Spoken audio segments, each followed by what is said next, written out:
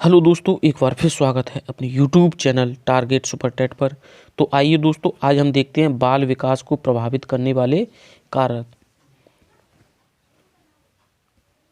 आपकी first definition है कि वंशानुक्रम में वे सभी बातें समाहित रहती हैं जो जीवन का प्रारंभ करते समय, जन्म के समय नहीं वरन जन्म से लगभग 9 माह पूर्व गर्भाधान के समय व्यक्ति में उपस्थित थीं। यह वुडवर्थ महोदय का कथन है। किसका है? वुडवर्थ महोदय का कथन है।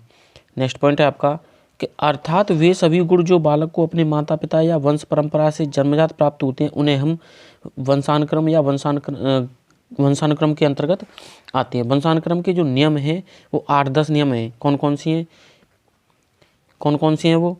यानी समानता का नियम, विभिन्नता का नियम, समानता का नियम और विभिन्नता का नियम।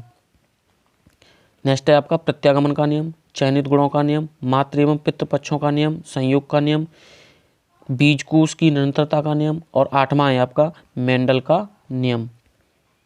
नेक्स्ट पॉइंट है कि वातावरण शब्द का प्रयोग उन समस्त बाहरी शक्तियों, प्रभावों तथा दशाओं को सामूहिक रूप से वर्णित करने के लिए किया जाता है जो जीवित प्राणियों के जीवन, स्वभाव, व्यवहार तथा बुद्धि विकास व परिपक्वता को प्रभावित करता है। तो यह डगलस महोदय ने कहा है, यानी डगलस के अनुसार कथन है। नेक्स्ट पॉइंट है कि माता पिता की शारीरिक एवं मानसिक विशेषताओं का संतानों में हस्तांतरण होना वंशानुक्रम है। यह कथन जेम्स ड्रीवर का है। किसका है? जेम्स ड्रीवर का है। नेक्स्ट पॉइंट है आपका कि प्रतिभाशाली माता पिता के संतान कम प्रतिभाशाली तथा निम्न कोटि के माता पिता के संतान उच्च प्रतिभाशाली होने की जो प्रवृत्ति है वह कहलाती है प्रत्यागमन। क्या कहलाती है? वह प्रत्यागमन कहलाती है। नेक्स्ट पॉइंट है आपका कि वंशानुक्रम व्यक्ति की जन्मजात विशेषताओं का पूर्ण योग है। यह कथन बी.एन. झा का है। किसका है? बी.एन. झा का। बी.एन. झा महोदय कहते हैं कि वंशानुक्रम व्यक्ति की जन्मजात विशेषताओं का पूर्ण योग है। तो यह कथन बी.एन. झा ने कहा है। नेक्स्ट पॉइंट है कि वातावरण का किस दृष्टि से सबसे अधिक महत्व है, यानी जो वातावरण है किस दृष्टि से अधिक महत्व है। तो यह व्यक्तिगत निर्माण की दृष्टि से बहुत ही ज़्यादा महत्वपूर्ण और इसका महत्व है। नेक्स्ट पॉइंट है कि रूसो के शिक्षक संबंधी विचार पुस्तक मिलते हैं, यानी जो रूसो महोदय हैं उन्होंने ऐसी कौन सी पुस्तक लिखी है जिसमें शिक्षक संबंधी विचार मिलते हैं। तो यह एमिल है। क्या है? एमिल है। नेक्स्ट पॉइंट है कि डेमोक्रेसी एंड एजुकेशनल पुस्तक लिखी है। तो यह जॉन डीवी ने लिखी है। किसने लिखी है? जॉन डीवी ने लिखी है। एक सफल अध्यापक के लिए अधिक आवश्यक है, यानी जो एक सफल अध्यापक है उसके लिए क्या आवश्यक है? तो विषय वस्तु का समुचित ज्ञान होना एक अध्यापक के लिए आवश्यक है। नेक्स्ट पॉइंट है कि मनुष्य स्वतंत्र पैदा होता है, यानी जो मनुष्य है वह स्वतंत्र पैदा होता है किंतु वह बाद में सब ओर से जंजीरों से बांध दिया जाता है। यह कथन रूसो का है। किसका है? रूसो का। नेक्स्ट पॉइंट आपका कि एक संतान में माता पिता के अतिरिक्त पूर्वजों के गुण या लक्षण आते हैं। तो यह 1/2 माता पिता से, 1/4 दादा दादी से, 1/8 परदादा दादी से और 1/16 और 1/32 शेषांश अन्य पूर्वजों से आते हैं। वंशानुक्रम रोग होता है, यानी जो वंशानुक्रम रोग होता है वह वर्णांतता या हीमोफीलिया होता है। क्या होता है? वर्णांतता या हीमोफीलिया होता है। नेक्स्ट पॉइंट है कि लाल व हरा रंग में भेद नहीं कर सकता या कर पाता है, यानी जो लाल व हरा रंग है इसमें भेद नहीं कर पाता है तो वह वर्णांधता का रोगी होता है। किसका होता है? वर्णांधता का रोगी होता है। नेक्स्ट पॉइंट है कि मनुष्य में चोट लगने या कट जाने पर रुधिर स्राव बंद न होना किस बीमारी का है? तो यह हीमीफीलिया का है। क्या है? हीमीफीलिया का। जैसे मनुष्य में चोट लगने या कट जाने पर रुधिर यानी ब्लड का रुकना बंद न होना तो वह बीमारी होती है हीमीफीलिया। क्या होती है? हीमीफीलिया। नेक्स्ट पॉइंट है कि वंशानुक्रम की इकाई है, यानी जो वंशानुक्रम है इसकी इकाई है तो यह जीन है, यानी वंशानुक्रम की इकाई जीन है। नेक्स्ट पॉइंट है कि विकासवादी सिद्धांत का समर्थन करता है, यानी जो विकासवादी सिद्धांत है उसका समर्थन कौन करता है? तो यह लेमार्क महोदय करते हैं। नेक्स्ट पॉइंट है कि वंशानुक्रम यानी वंशानुगत सिद्धांत के जनक हैं, यानी जो वंशानुगत सिद्धांत के जनक हैं वह ग्रेगर जॉन मेंडल हैं। कौन है? ग्रेगर जॉन मेंडल हैं। ग्रेगर जॉन मेंडल ने आनुवंशिकी का सिद्धांत किस पौधे पर खोज की थी? यानी जो ग्रेगर जॉन मेंडल हैं उन्होंने आनुवंशिकी के सिद्धांत किस पौधे पर खोज की थी? या मटर के पौधे पर खोज की थी। नेक्स्ट पॉइंट है कि कौन सा कारक बाल विकास को मुख्य रूप से प्रभावित करता है, यानी ऐसा कौन सा कारक है जो बाल विकास को मुख्य रूप से प्रभावित करता है, तो यह आनुवांशिकता है। क्या है? आनुवांशिकता। नेक्स्ट पॉइंट है आपका कि शिशु की औपचारिक संस्था है, यानी जो शिशु है उसकी औपचारिक संस्था है तो वह विद्यालय है। शिशु की जो औपचारिक संस्था होती है वह विद्यालय होती है। नेक्स्ट पॉइंट है आपका अच्छे नैतिक चरित्र का विकास संभव है, तो यह शिक्षा के द्वारा संभव है, यानी अच्छे नैतिक चरित्र का विकास शिक्षा के द्वारा संभव है। कौन सी क्षमता या गुण वंशानुक्रम जनित है, यानी ऐसी कौन सी क्षमता या गुण है जो वंशानुक्रम जनित है, तो यह बुद्धि है। क्या है? बुद्धि है। नेक्स्ट पॉइंट है कि बालक की प्रारंभिक अवस्था में, यानी जो बालक है उसकी प्रारंभिक अवस्था में बालक के जीवन पर किसके वातावरण का सबसे अधिक प्रभाव होता है, तो यह घर का होता है। यानी बालक की जो प्रारंभिक अवस्था है उसमें सबसे ज़्यादा उसके जीवन पर जो प्रभाव पड़ता है या वातावरण का प्रभाव पड़ता है तो वो घर का पड़ता है। नेक्स्ट पॉइंट है कि वातावरण की दृष्टि से सबसे अधिक महत्व है, यानी जो वातावरण है इसकी दृष्टि से सबसे अधिक महत्व है, तो व्यक्तित्व के निर्माण में वातावरण की दृष्टि से सबसे अधिक महत्व रखता है वातावरण। नेक्स्ट पॉइंट है कि भाषा विकास पर सर्वाधिक प्रभाव पड़ता है, तो यह घर का पड़ता है, यानी भाषा प्रभाव पर सर्वाधिक जो प्रभाव पड़ता है तो वह घर का पड़ता है। किसका पड़ता है? तो वह घर का पड़ता है। नेक्स्ट पॉइंट है आपका कि वर्णांतता रोगी किस रंग में अंतर नहीं कर पाता है, यानी जो वर्णांत रोगी है वह किस रंग में अंतर नहीं कर पाता है, तो वो लाल और हरे रंग में अंतर नहीं कर पाता है। नेक्स्ट पॉइंट है कि पायसम सेटाइवम वैज्ञानिक नाम है, तो यह उद्यान मटर का है। किसका है? उद्यान मटर का, यानी पायसम सेटाइवम जो वैज्ञानिक नाम है वह उद्यान मटर का है। नेक्स्ट पॉइंट है कि वंशानुगत जो गुण है वह जन्मजात होती हैं। कैसे होती हैं? जन्मजात होती हैं। नेक्स्ट पॉइंट है कि संतान को पिता से जीन प्राप्त होते हैं, तो 50% ही संतान को पिता से जीन प्राप्त होते हैं। नेक्स्ट पॉइंट है आपका कि वर्णांत व्यक्ति लाल व हरे रंग में भेद नहीं कर सकता, इसे कौन सा दोष कहा जाता है, तो इसे प्रोटीन दोष कहा जाता है। यानी जो वर्णांत व्यक्ति है वह लाल और हरे में भेद नहीं कर सकता है तो वह प्रोटीन दोष कहलाता है। नेक्स्ट पॉइंट है आपका कि वर्णांत व्यक्ति नहीं बन सकता, तो यह कलाकार नहीं बन सकता। कलाकार की जगह पर यहाँ पर होगा पायलट। क्या होगा? पायलट। तो वर्णांत व्यक्ति नहीं बन सकता है तो वह पायलट नहीं बन सकता है, यहाँ ये गलत है, कलाकार नहीं होगा, पायलट होगा।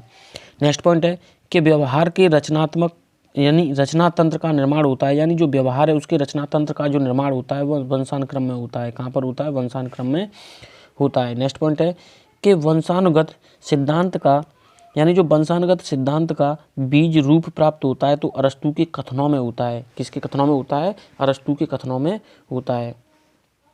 नेक्स्ट पॉइंट है कि मेंडल का वंशानुगत सिद्धांत प्रकाशित हुई थी, तो यह 1866 ईस्वी में प्रकाशित हुई थी। नेक्स्ट पॉइंट है आपका कि वंश परंपरा के मुख्य वाहक हैं, यानी जो वंश परंपरा के मुख्य वाहक हैं वो पैतृक हैं। क्या हैं? जीन है, पैतृक हैं। नेक्स्ट पॉइंट है आपका कि रुचियों मूल प्रवृत्तियों एवं स्वाभाविक आवेगों का स्वस्थ विकास हो सकता है, तो यह स्वच्छ वातावरण में रुचियों मूल प्रवृत्तियों और स्वाभाविक आवेगों का विकास हो सकता है। नेक्स्ट पॉइंट है कि मेंडल के नियम के प्रतिपादक हैं, यानी जो मेंडल के नियम के प्रतिपादक हैं वह ग्रेगर जॉन मेंडल हैं। नेक्स्ट पॉइंट है कि भ्रूण में कितने क्रोमोसोम होते हैं, तो यह भ्रूण में 46 क्रोमोसोम होते हैं। नेक्स्ट पॉइंट है कि आँखों व त्वचा का रंग होता है, यानी जो आँखों व त्वचा का रंग होता है वह फोनोटाइप होता है, यानी जो आँखों और त्वचा का रंग होता है वह फोनोटाइप होता है। नेक्स्ट पॉइंट है कि नर क्रोमोसोम है, यानी जो नर क्रोमोसोम है वह XY है, और मादा क्रोमोसोम है, यानी जो मादा क्रोमोसोम है वह XX है, यानी नर क्रोमोसोम में X और Y पाया जाता है जबकि मादा में X और X ही पाया जाता है। नेक्स्ट पॉइंट है कि वंशानुगत का जो निर्धारण होता है वह कहाँ से होता है, तो वह जीन के द्वारा होता है, यानी वंशानुगत का जो निर्धारण होता है वह जीन्स के द्वारा होता है, यानी निषेचित अंडा कहलाता है, यानी जो निषेचित अंडा है वो क्या कहलाता है, तो वह भ्रूण कहलाता है। नेक्स्ट पॉइंट है कि जन्म से पूर्व काल में कितनी अवस्थाएं होती हैं, यानी जन्म से पूर्व काल में कितनी अवस्थाएं होती हैं, तो यह 3 अवस्थाएं।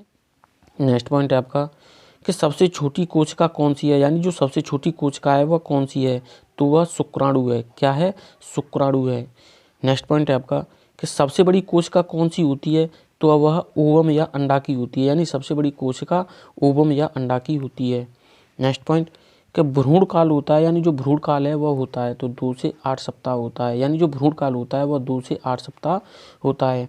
लड़का या लड़की होना निर्धारित होता है तो यह नर शुक्राणुओं के द्वारा निर्धारित होता है, यानी वह लड़का होगा या लड़की होगी, यह नर शुक्राणुओं पर आधारित होता है। नेक्स्ट पॉइंट है आपका कि वंशानुक्रम सिद्धांत के प्रतिपादक हैं, यानी जो वंशानुक्रम है इस सिद्धांत के प्रतिपादक कौन है, तो यह जॉन मेंडल हैं। नेक्स्ट पॉइंट है कि वंशानुक्रम संबंधी नियम है, यानी जो वंशानुक्रम संबंधी नियम है वह समानता का नियम है। क्या है, समानता का नियम है, विभिन्नता का नियम है, प्रत्यागमन का नियम है। नेक्स्ट पॉइंट है कि मनुष्य की अंतर्निहित पूर्णता को अभिव्यक्त करना ही शिक्षा है, तो यह स्वामी विवेकानंद का कथन है, यानी मनुष्य की अंतर्निहित पूर्णता को अभिव्यक्त करना ही शिक्षा है, तो यह स्वामी विवेकानंद का कथन है। नेक्स्ट पॉइंट है आपका कि शिक्षा का अर्थ उन सर्वमान्य विचारों को विकसित करना है जो प्रत्येक मनुष्य के मस्तिष्क में विलुप्त होती है, तो यह सुकरात का कथन है, यानी सुकरात महोदय यह कहते हैं कि शिक्षा का अर्थ उन सर्वमान्य विचारों को विकसित करना है जो प्रत्येक मनुष्य के मस्तिष्क में विलुप्त होती है, तो यह सुकरात ने कहा है। नेक्स्ट पॉइंट है स्वस्थ शरीर में स्वस्थ मस्तिष्क का निर्माण करना ही शिक्षा है, यह अरस्तू का कथन है। किसका कथन है, अरस्तू का कथन है। नेक्स्ट पॉइंट है कि विद्या से अमरत्व की प्राप्ति होती है, कहाँ पर उल्लेख किया गया है, तो यह आयुर्वेद में उल्लेख किया गया है। शिक्षा कैसा विज्ञान है, शिक्षा कैसा विज्ञान है, तो यह नियामक विज्ञान है, यानी जो शिक्षा है वह नियामक विज्ञान है। नेक्स्ट पॉइंट है कि मनोविज्ञान की प्रकृति होती है, यानी जो मनोविज्ञान है उसकी प्रकृति होती है तो यह वैज्ञानिक होती है। नेक्स्ट पॉइंट है कि किसके अनुसार मनोविज्ञान चेतना का विज्ञान है, यानी जो मनोविज्ञान चेतना का विज्ञान है वह जेम्स ने कहा है कि जो मनोविज्ञान है वह चेतना का विज्ञान है, यह कथन जेम्स महोदय का है। मनोविश्लेषण के प्रतिपादक हैं तो यह सिगमंड फ्रायड हैं, यानी मनोविश्लेषण के जो प्रतिपादक हैं वो सिगमंड फ्रायड महोदय हैं। नेक्स्ट पॉइंट है कि शिक्षा मनोविज्ञान की परिधि है, यानी जो शिक्षा है वो मनोविज्ञान की परिधि है। जैसे शिक्षा के 3 स्तंभ होते हैं, शिक्षक, शिक्षार्थी व पाठ्यक्रम। नेक्स्ट पॉइंट है कि उसी प्रकार शिक्षा मनोविज्ञान के 3 क्षेत्र हैं, अधिगमकर्ता, अधिगम और अधिगम दशाएं।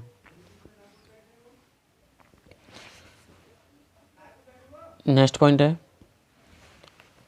कि मनोविज्ञान की सबसे अधिक प्रयोग की जाने वाली विधि है तो वह निरीक्षण विधि है, यानी मनोविज्ञान की सबसे अधिक प्रयोग की जाने वाली विधि है तो वह निरीक्षण विधि है। नेक्स्ट पॉइंट है कि शिक्षा मनोविज्ञान का अध्ययन अध्यापक को इसलिए करना चाहिए ताकि इसकी सहायता से अपने शिक्षण को अधिक प्रभावशाली बना सके, यानी शिक्षा मनोविज्ञान का अध्ययन एक अध्यापक को इसलिए करना चाहिए क्योंकि वह इसकी सहायता से अपने अध्ययन को अधिक प्रभावशाली, यानी अपने शिक्षण को अधिक प्रभावशाली बना सके।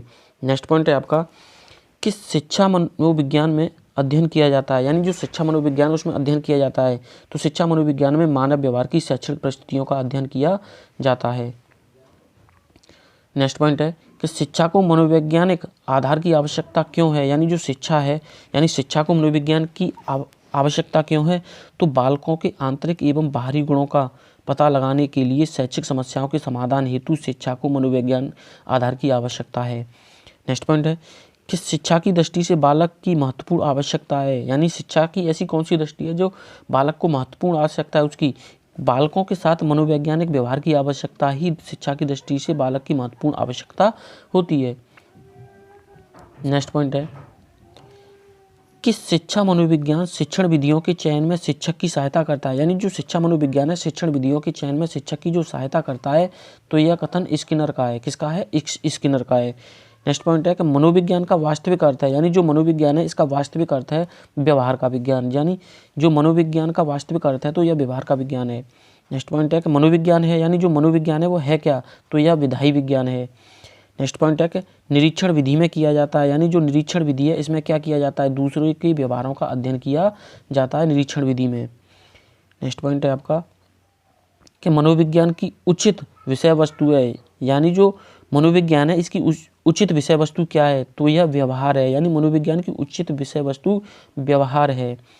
नेक्स्ट पॉइंट है कि पद्धति शब्द का अर्थ है, यानी जो पद्धति शब्द है उसका क्या अर्थ है, तो पद्धति का अर्थ तात्पर्य उस मार्ग से है जिस पर चलकर सत्य की खोज की जाती है। यानी पद्धति का शब्द का जो अर्थ है वह पद्धति का तात्पर्य उस मार्ग से है जिस पर चलकर सत्य की खोज की जाती है। नेक्स्ट पॉइंट है कि मनोविज्ञान शिक्षा की आधारभूत विज्ञान है। यानी जो मनोविज्ञान है शिक्षा का आधारभूत विज्ञान है, यह कथन स्किनर का है। शिक्षा मनोविज्ञान का केंद्र, यानी जो शिक्षा मनोविज्ञान का केंद्र होता है वह बालक होता है। नेक्स्ट पॉइंट है कि शिक्षा का स्तर ऊंचा उठाने के लिए आवश्यक है। यानी जो शिक्षा का स्तर ऊंचा उठाने के लिए आवश्यक है वह संपूर्ण शिक्षण प्रक्रिया का सतत मूल्यांकन है। यानी संपूर्ण शिक्षण प्रक्रिया का सतत मूल्यांकन ही शिक्षा का स्तर ऊंचा उठाने के लिए आवश्यक है। वैदिक काल में शिक्षा का सर्वोच्च उद्देश्य क्या था? यानी जो वैदिक काल था उसमें शिक्षा का सर्वोच्च उद्देश्य था वह मोक्ष की प्राप्ति थी। किसकी? मोक्ष की प्राप्ति थी। नेक्स्ट पॉइंट है कि वैदिक काल में शिक्षा का आरंभ किस संस्कार से होता था? यानी जो वैदिक काल है उसमें शिक्षा का आरंभ उपनयन संस्कार से होता था। नेक्स्ट पॉइंट है आपका कि समावर्तन के समकक्ष संस्कार है। यानी जो समावर्तन संस्कार है उसके समकक्ष संस्कार है तो वह उपसंपदा संस्कार है। नेक्स्ट पॉइंट है कि मुस्लिम काल में प्रारंभिक शिक्षा दी जाती थी। यानी जो मुस्लिम काल है उसमें प्रारंभ में जो शिक्षा दी जाती थी वो मकतब में दी जाती थी, और जो मदरसों में दी जाने वाली शिक्षा है वह उच्च शिक्षा है। क्या है? उच्च शिक्षा है। नेक्स्ट पॉइंट है कि इस समय शिक्षा संविधान की किस सूची में है? तो यह समवर्ती सूची में है। यानी इस समय शिक्षा संविधान की समवर्ती सूची में है। नेक्स्ट पॉइंट है कि शिक्षा में सर्वाधिक जटिल समस्या, यानी जो शिक्षा है उसमें सर्वाधिक जटिल समस्या है वह प्राथमिक शिक्षा की सबसे जटिल समस्या है। नेक्स्ट पॉइंट है कि वर्तमान समय में विद्यमान आवासीय विद्यालय की तरह प्राचीन समय के स्कूल थे तो यह गुरुकुल थे। कौन थे? गुरुकुल। नेक्स्ट पॉइंट है कि नर्सरी स्कूल के प्रारंभकर्ता थे। यानी जो नर्सरी स्कूल है इसके जो प्रारंभकर्ता थे वह फ्रोवेल महोदय थे। 3R है। यानी जो 3R है वो उसका क्या मतलब है? पढ़ना, लिखना, गणित यानी अंक गणित, साधारण, जोड़, घटाए, भाग। नवोदय विद्यालय का गठन किसके लिए किया गया था? यानी नवोदय विद्यालय का जो गठन है किसके लिए किया गया था? तो यह 25% यानी 75% ग्रामीण और 25% शहरी मेधावी बच्चों के लिए था। नेक्स्ट पॉइंट है कि ऑपरेशन ब्लैक बोर्ड प्रावधान है। यानी जो ऑपरेशन ब्लैक बोर्ड है उसमें प्रावधान है 2 शिक्षक 2 कमरों का। यानी जो ऑपरेशन ब्लैक बोर्ड है वो उसमें प्रावधान था कि 2 शिक्षक और 2 कमरे होने चाहिए। ऑपरेशन ब्लैक बोर्ड संबंधित है। यानी जो ऑपरेशन ब्लैक बोर्ड है वह प्राथमिक विद्यालयों में न्यूनतम सुविधाओं से संबंधित है। नेक्स्ट पॉइंट है आपका कि डाइट का गठन किसके लिए किया गया था? यानी DIET, यानी डाइट का गठन किसके लिए किया गया था? तो यह प्राथमिक शिक्षकों के लिए डाइट का गठन किया गया था। नेक्स्ट पॉइंट है कि बच्चों का सही मूल्यांकन होता है। यानी जो बच्चे होते हैं उनका सही मूल्यांकन होता है तो मासिक परीक्षा में सही मूल्यांकन होता है। नेक्स्ट पॉइंट है कि मूल्यांकन का सर्वोत्तम रूप है। यानी जो मूल्यांकन है उसका सर्वोत्तम रूप है तो सतत एवं व्यापक मूल्यांकन है। यानी जो मूल्यांकन का सर्वोत्तम रूप है वह सतत एवं व्यापक मूल्यांकन है। नेक्स्ट पॉइंट है कि प्रश्न पत्र का सही रूप है। यानी जो प्रश्न पत्र है उसका सही रूप है पहले आसान और बाद में कठिन प्रश्न। पहले आसान और बाद में कठिन प्रश्न। मापन होता है। यानी जो मापन होता है वह मात्रात्मक होता है। मूल्यांकन के पक्ष होते हैं। नेक्स्ट पॉइंट है आपका कि जो मूल्यांकन है उसके पक्ष होते हैं तो यानी मूल्यांकन के 3 पक्ष होते हैं। नेक्स्ट पॉइंट, शिक्षक दिवस किसके जन्म दिन के रूप में मनाया जाता है? यानी जो शिक्षक दिवस है वह डॉक्टर सर्वपल्ली राधाकृष्णन के रूप में मनाया जाता है। विकास की 5 अवस्थाएं होती हैं। कितनी अवस्थाएं होती हैं? 5, लेकिन साधारण भाषा में इसकी 4 अवस्थाएं होती हैं। कितनी होती हैं? 4। देखो, गर्भाधान अवस्था जन्म से यानी गर्भाधान के समय से जन्म तक यानी 9 माह 10 दिन, इसकी तो एक अवस्था नहीं गिनी जाती है, इसीलिए हम 4 बोलते हैं। साधारणतः 4 होती हैं, वैसे हमारी जो अवस्थाएं 5 होती हैं। नेक्स्ट पॉइंट है कि जो शैशवावस्था है वह जन्म से 6 वर्ष तक होती है। साधारण भाषा में कहा जाए तो जो शैशवावस्था है वह जन्म से 6 वर्ष तक होती है। अगर वैसे कहा जाए कि जो शैशवावस्था है वो 0 से 2 वर्ष होती है। कितने वर्ष होती है? 2 वर्ष होती है। नेक्स्ट पॉइंट है कि जो बाल्यावस्था है वो 6 से 12 वर्ष होती है। जो बाल्यावस्था होती है हमारी वो 6 से 12 वर्ष होती है। इसमें भी 2 अवस्थाएं होती हैं, एक तो 6 से लेकर 9 और 9 से लेकर 12। नेक्स्ट पॉइंट है कि किशोरावस्था, ये किशोरावस्था होती है वो 12 से 18 वर्ष तक होती है। कब तक होती है? 12 से 18 वर्ष तक होती है। नेक्स्ट पॉइंट है कि प्रौढ़ावस्था, जो प्रौढ़ावस्था होती है 18 वर्ष के बाद होती है। नेक्स्ट पॉइंट है आपका कि मनोवैज्ञानिकों ने शैक्षिक दृष्टि से बाल विकास को कितने भागों में बांटा है। यानी मनोवैज्ञानिकों ने शैक्षिक दृष्टि से बाल मनोविज्ञान को भागों में बांटा है, तो वो 3 भागों में बांटा है। यानी जो मनोवैज्ञानिक हैं उन्होंने शैक्षिक दृष्टि से बाल विकास को 3 भागों में बांटा हुआ है। एक है आपका शैशवावस्था, क्या है? शैशवावस्था, बाल्यावस्था और किशोरावस्था।